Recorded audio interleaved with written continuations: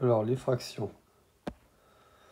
Donc, si on représente par un gâteau, un quart, deux quarts, trois quarts. Alors, un quart, si je l'écris en décimale, un demi, c'est 0,5. Un quart, c'est la moitié de 0,5, ça fait 0,25. Et trois quarts, ça sera 3 fois plus, ça fera 0,75. Puis on peut aussi utiliser la machine ou poser la division. 3 divisé par 4, ça fait aussi 0,75. Là, quand on fait avec une droite, donc on partage l'unité en 4. Un quart, deux quarts, trois quarts. Et on peut placer les points. Alors là, c'est du vocabulaire. Un nombre rationnel, c'est un nombre qui peut s'écrire sous forme de fraction. Égalité de fraction. Alors, si on a trois quarts, ici, eh bien, on peut partager nos parts en deux fois plus petites, ce qui nous fera 6 quarts. C'est huitième. Ce qui revient du produit de fraction, on multiplie par 2 en haut, 6, et on multiplie par 2 en bas, et on obtient la même quantité. Donc une fraction, elle reste égale si on multiplie en haut et en bas par le même nombre, ou si on divise en haut et en bas par le même nombre. Donc si on écrit directement sans faire les figures, ça donne comme ça. Ici, par exemple, on a 21 douzièmes. Alors on voit que 21, c'est divisible par 3 et 12 aussi. Donc on peut les diviser tous les deux par 3, et ça fait 7 quarts. Donc ça reste égal. Alors comme ça, on peut simplifier les fractions. Donc là, eh ben, on a la même chose. On peut diviser par 3 et diviser par 3. Ça fait 4 cinquièmes. Alors on peut aussi noter comme ça. 12, c'est 3 fois 4. 15, c'est 3 fois 5 en décomposant. On fait partir les 3 et il reste 4 cinquièmes. Ça revient au même. Des fois, quand on fait la division, quand on fait la simplification, on a plusieurs étapes. Là, par exemple, on voit bien qu'on peut diviser par 2 en haut et en bas. Donc ça nous donne déjà quelque chose de plus simple. Puis là, on voit qu'on peut faire par 3 et on arrive aux simplifications maximales. Pour comparer les fractions, c'est-à-dire pour dire laquelle est la plus petite, laquelle est la plus grande, donc la première technique, c'est d'avoir le même dénominateur. Parce que là, on voit qu'on a 2 quarts, et ben c'est moins que 3 quarts. Par contre, ici, on a 5 huitièmes qu'on doit essayer de comparer à 3 quarts. Alors là, on voit bien que 5 huitièmes, c'est plus petit que 3 quarts. Mais si on ne fait pas le dessin, comment on va faire? Eh ben, on va transformer nos 3 quarts en huitièmes, 6 huitièmes. Et là, on voit que 6 huitièmes, c'est plus que 5 huitièmes. Ici, par exemple, sans faire de dessin, 5 sur 3 et 17 sur 12. On voit que ici, en multipliant par 4, on va avoir des 12 en bas. Donc ça va faire 20 douzièmes par rapport à 17 douzièmes, ce qui est plus grand. Des fois, c'est un peu plus dur parce qu'on ne peut pas facilement arriver de l'un à l'autre. Donc il faut changer les deux. Celui-là, on va multiplier par 5. Celui-là, on va multiplier par 4 pour avoir des vingtièmes sur les deux. Et à ce moment-là, on pourra les comparer. Donc ça va nous donner 15 vingtièmes par rapport à 16 vingtièmes. Et c'est 16 vingtièmes le plus grand. Alors la deuxième technique, c'est on pose les divisions ou on utilise la calculatrice, on prend la valeur décimale. Donc là, une fois qu'on a calculé la valeur décimale exacte ou approchée, hein, là on voit tout de suite lequel est le plus grand, parce qu'on sait facilement comparer des nombres décimaux. Enfin, la dernière technique, c'est un tiers. Vous voyez, un tiers, c'est plus grand qu'un quart. Alors plus je divise, plus ça fait des petites parts. Et quand j'ai 2 tiers, 2 tiers, ça sera plus grand que 2 quarts. Parce que un tiers, c'est plus grand qu'un quart. 2 tiers, ça sera plus grand que 2 quarts. Alors, par exemple ici, donc comment on peut appliquer cette technique? Ici, on voit qu'on a du mal à faire un 7 à partir du 3, mais par contre, on peut facilement obtenir un 10 en haut. Si bien qu'on aura 10 sur 6, ça sera plus grand que 10 sur 7. Alors, pour l'addition et la soustraction, là, il faut qu'on ait le même dénominateur. Bon, par exemple, ici, on a un quart, plus 2 quarts, ça Ça nous en fait 3 d'écart. Mais si on n'a pas le même dénominateur, par exemple ici on a 2 tiers plus 5 sixièmes, alors que cela ne tienne, on va transformer nos tiers en sixièmes. Ça va donc faire 4 sixièmes et nos 5 sixièmes. Et puis là, sans problème, on additionne, ça fait 9 sixièmes. Proportion et pourcentage. Disons qu'on a 10 filles dans une classe de 25 élèves. Quelle est la proportion de filles dans la classe? Eh bien, c'est 10 sur 25, la partie sur le tout. Et on peut ramener cette fraction sur 100 facilement, parce que 25 multiplié par 4, ça va faire 100, multiplié aussi par 4 en haut. Donc ça fait la même proportion que 40 sur 100, c'est-à-dire 40%. Et 40%, on peut aussi l'écrire en décimale, hein, parce que 40 divisé par 100, vous savez, on déplace la virgule, ça fait 0,40. Enfin, une fraction d'une quantité, disons qu'on est 50 E. Alors 1 cinquième de 50, ben, vous voyez, vous avez vos 50 E. 1 cinquième de 50, ça fait 50 divisé par 5, ça fait 10. Donc 1 cinquième de 50, c'est 10. Et 2 cinquièmes de 50, ça sera le double de 10. Parce que 2 cinquièmes, c'est le double de 1 cinquième. Ça fera donc 20, et etc. le triple. Bon, on va expliquer les corrections des exercices rapidement. Par exemple, ici, combien ça fait pour pourcentage? Ben, en multipliant par 4, on va arriver à avoir 100 en bas. Et ça va faire 16 sur 100, c'est-à-dire 16%. Là, c'est 3 quarts. Donc 3 quarts, pour arriver à 100, il faut multiplier par 25. Donc ça fait 75%. C'est pas lui.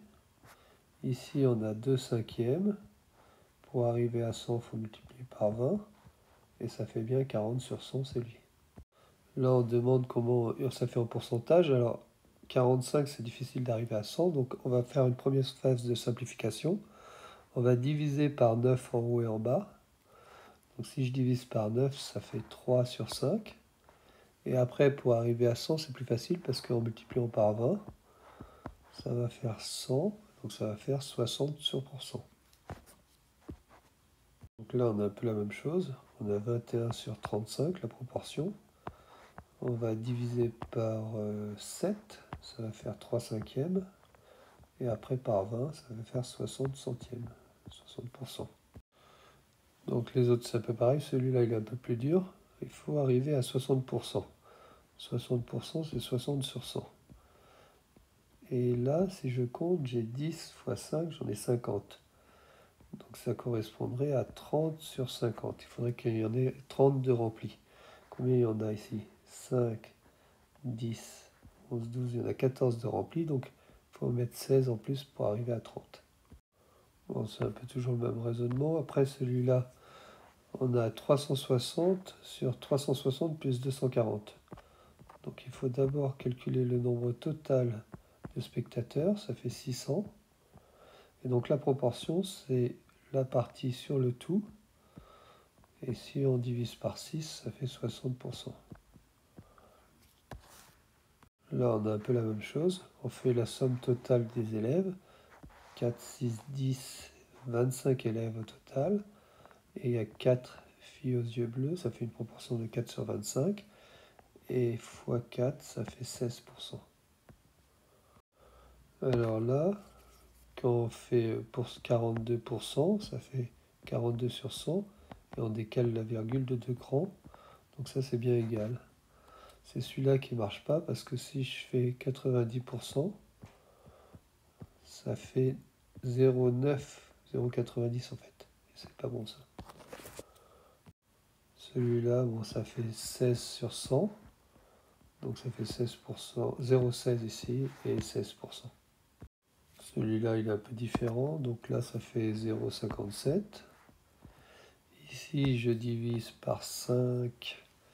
Ça fait 3 sur 50. Et puis je multiplie par 2. Ça fait 6 sur 100. Donc ça fait 0,06.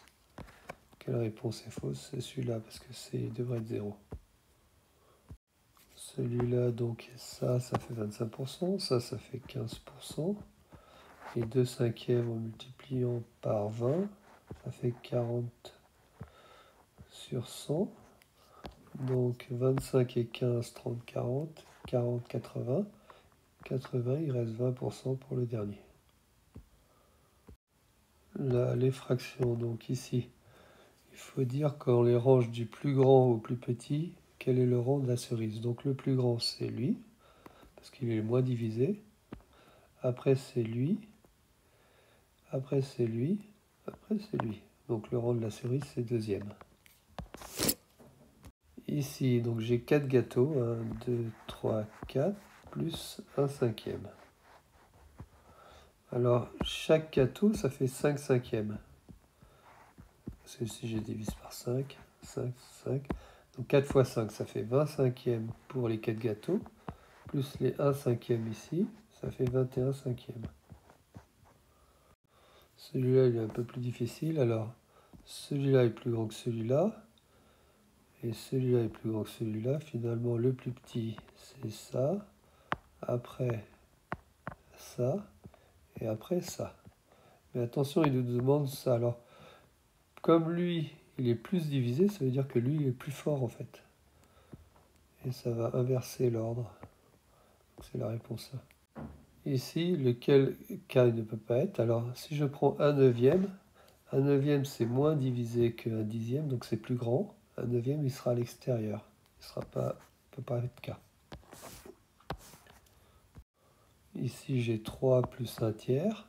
Alors, 3 et puis ils sont partagés en 3, donc ça va faire 9 tiers plus 1 tiers, ça va faire finalement 10 tiers. Et le numérateur, ça sera 10. Là, j'ai 4 gâteaux et ils sont divisés en 7. Ça fait 4 fois 7, 28 septièmes, plus les 3 septièmes, 31 septièmes. Alors, la valeur minimale, si je mets 8 ici, ça fera 11 sur 11.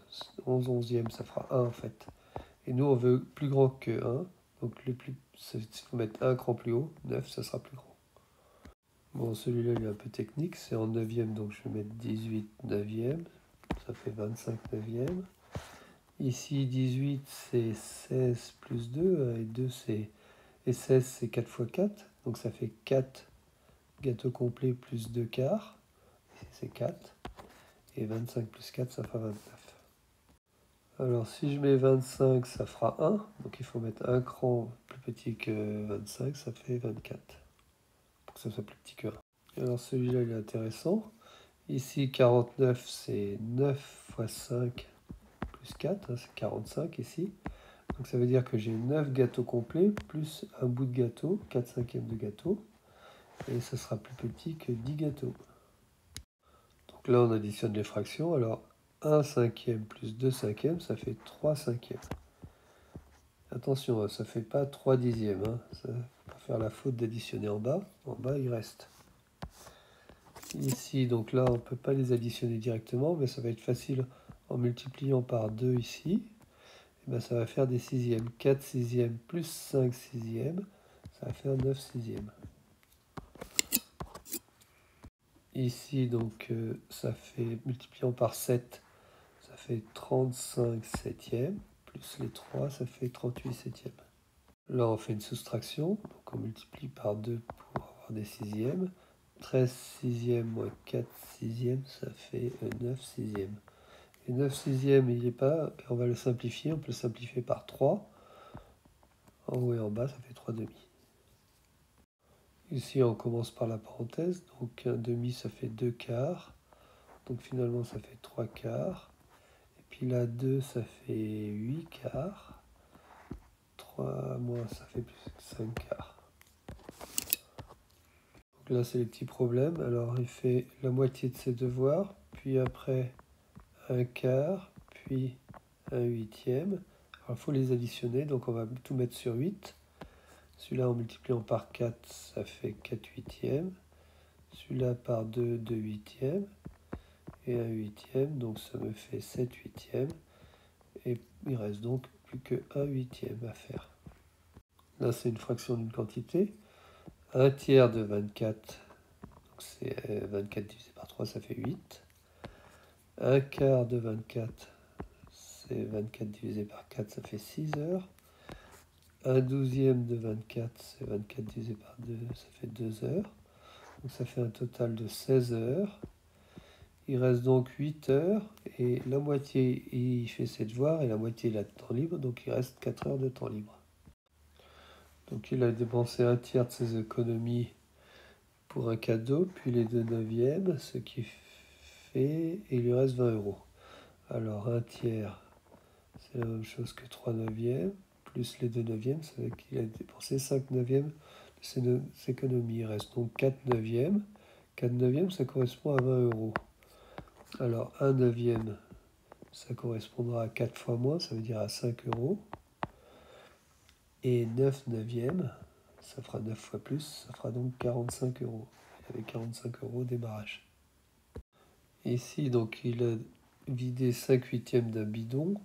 S'il avait utilisé 2 litres de moins, le bidon aurait été à moitié vide. 5 huitièmes, c'est 1 huitième de plus que la moitié. 4 huitièmes, c'est la moitié. Donc 1 huitième, ça correspond à 2 litres. Et 8 huitièmes, c'est le bidon complet. Ça fait donc 8 fois plus, ça fait 2 fois 8, 16 litres pour le bidon total.